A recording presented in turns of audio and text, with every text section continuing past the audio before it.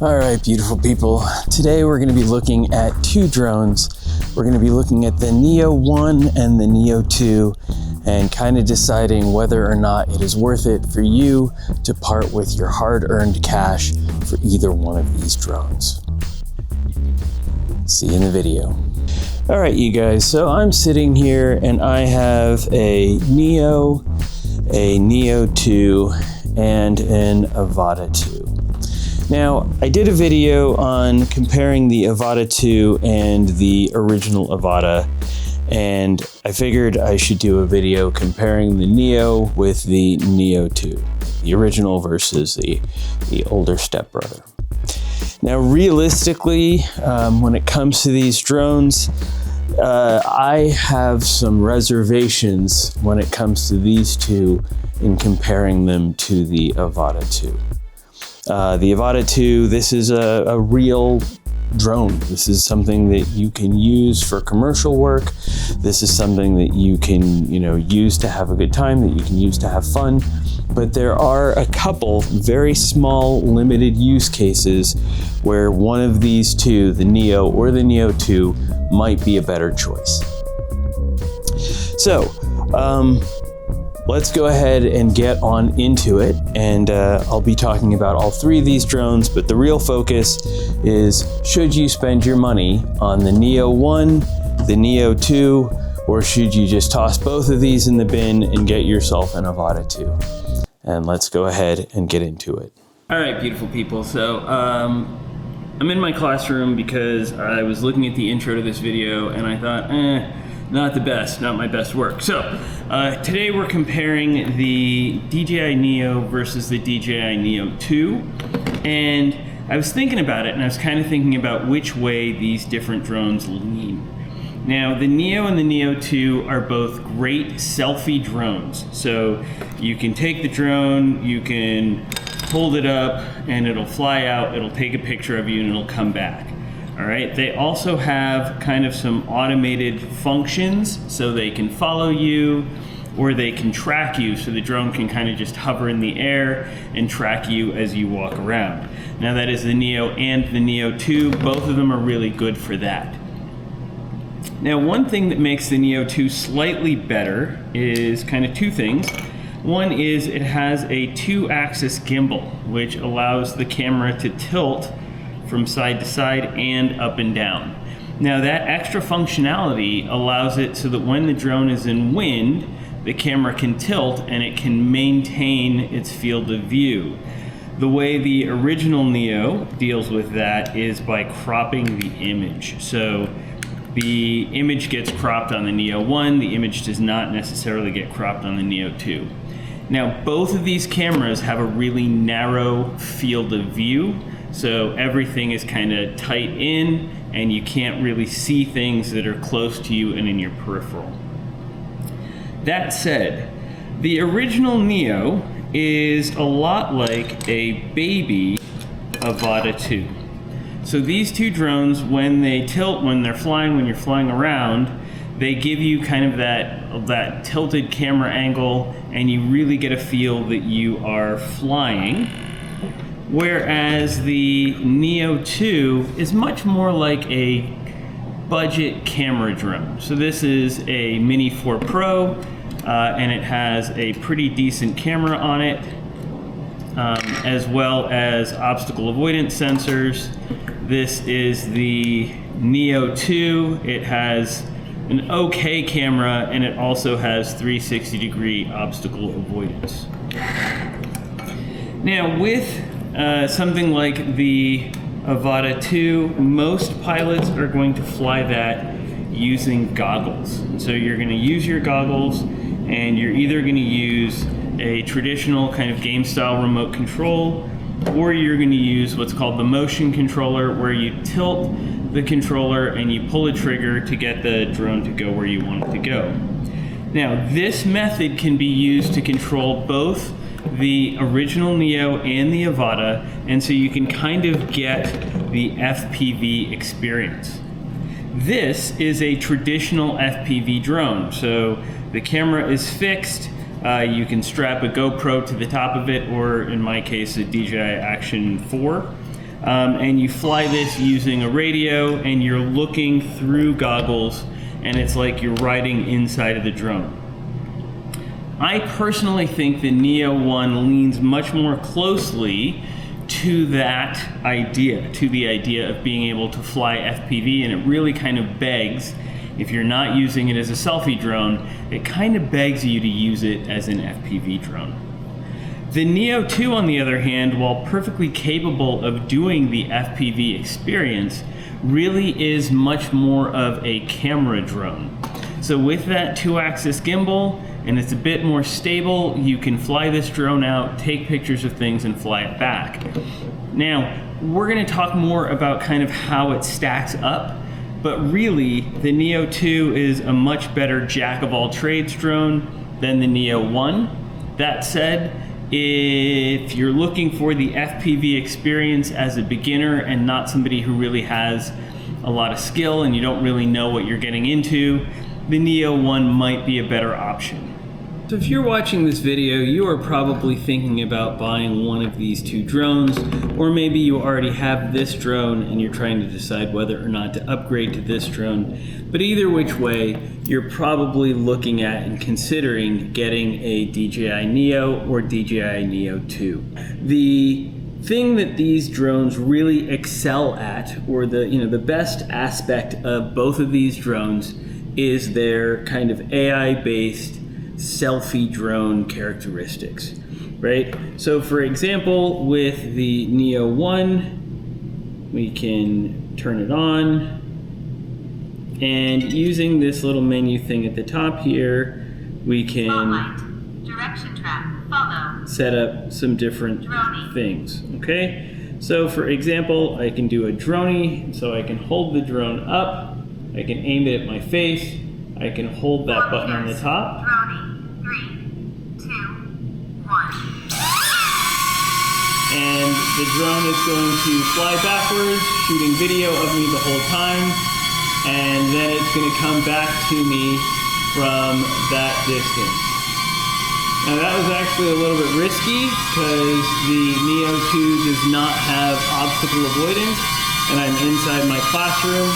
But here you can see, now I can just hold out my hand and the drone will land, and there you go, right? So with these two drones, you can use them when you're on vacation or anything like that and have the drones take selfies of you, do that type of stuff. They also do have really good tracking, so the drones will follow you around. I like to do that here at school, where I'll just have a drone kind of hovering behind me as I walk around school. So again, great for selfies, great for that type of stuff. I'm trying to compare apples to apples, and I am having a really hard time doing so. So this is the DJI Neo Motion Kit, and it is coming in at $399. I'm sure when you add tax, whatever. And the reason why I'm saying that this isn't a direct comparison is it looks like this comes with 3 batteries. It comes with a charger, and it comes with the motion controller and the goggles and 3, and it's coming in at $399. Same combo is coming in at $599 for the Neo 2. One thing that I like to do with Neos, and I guess now the Neo 2, is I like to give it to students to use. And the quickest way to do that is to get into the motion combo. So this is the DJI motion controller, and the way it works is you use the joystick here, pushing out makes the drone go backwards, forwards if you squeeze, and then you can use this little thumbstick here to make the drone go side to side and up and down. To turn, you're going to tilt the motion controllers. And I tell kids to imagine that they're holding a remote control, they're holding a model plane, and they're flying the plane through the air, right? So you move your wrist and you tilt to kind of turn, and you swoop through the air, right? So that's how the motion controller works. That is a relatively cheap way to get yourself into the FPV experience. You're gonna have to buy a traditional remote on top of this if you want to use a traditional remote. but just getting people started using the motion controller is actually a really good option. Okay, let's pause the video for a minute because I do need to say something. I need everybody to know. I understand that when I say, $500 is not a lot of money and it's not going to break the bank. I understand that $500 is a lot of money, and I don't necessarily expect everybody to be ready to just run out and spend that kind of money getting their kid into this hobby or testing out a hobby that you're not necessarily sure that you want to join. But we do have to do a little bit of reality. Now, the reality is this is the Deep Space Seeker 35. This drone just by itself is about $600. That doesn't include batteries, that doesn't include goggles, that doesn't include a radio.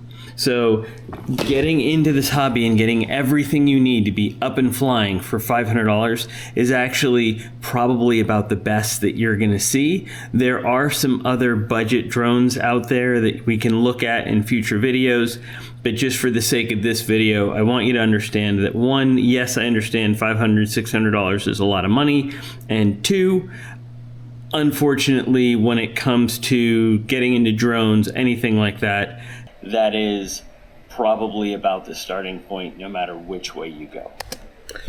Now, again, I should probably say there are ways to get into this hobby for less money than $500. An analog tiny whoop with a pair of box goggles and a really cheap radio, you're probably looking at $250, $300. There are some starter kits that will get you into the hobby for the $250 to $300 range. And again, here's the deal. I get it. $300 isn't cheap. It's a lot of money. And again, it's just the nature of what it is.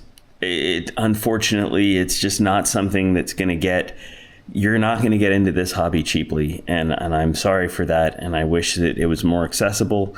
That said, for the DJI managed flight experience, unfortunately, $500 is about as low as you're going to be able to go.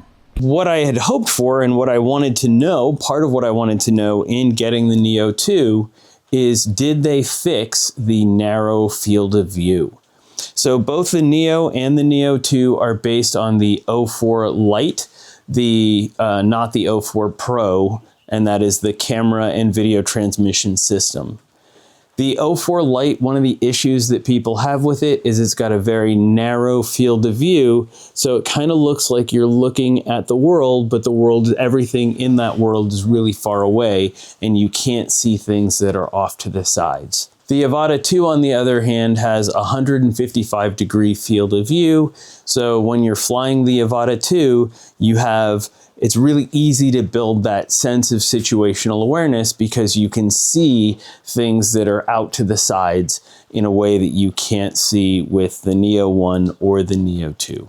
As you can see, the Neo 2 is bigger than the Neo 1.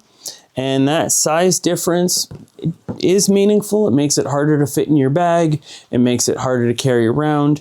That said, they're both well under the 250 gram mark. So flying these things in the UK, flying these things in Europe, flying these things in some other countries, you can fly them pretty much anywhere, as opposed to something bigger like the Avata that you're going to be more limited in where you can fly. Another issue with the Neo 2 is that you have to buy this extra module in order to use it with the motion controller, the goggles, or with the remote control.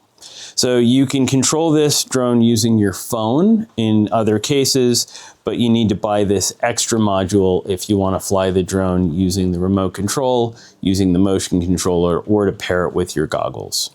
If you already have a Neo 1 and you're a more experienced pilot, I see absolutely no need to upgrade to the Neo 2. If you're just getting into this and you want something that you can use in a variety of different circumstances, honestly, I'm gonna say go for the Avata. It's not that much more expensive for the Fly More kit, and realistically, you'll be much happier with the Avata 2 than you will with the Neo 2. Now, that said, if you're going to Europe, if you're going to the UK, if you're going to some of those countries that have severe restrictions for people flying drones that weigh over 250 grams, then the Neo 2 is probably a great option to take with you. Or again, if it's something you're just gonna throw in your bag and pull out sometimes for taking selfies or something like that, Neo 2 all the way.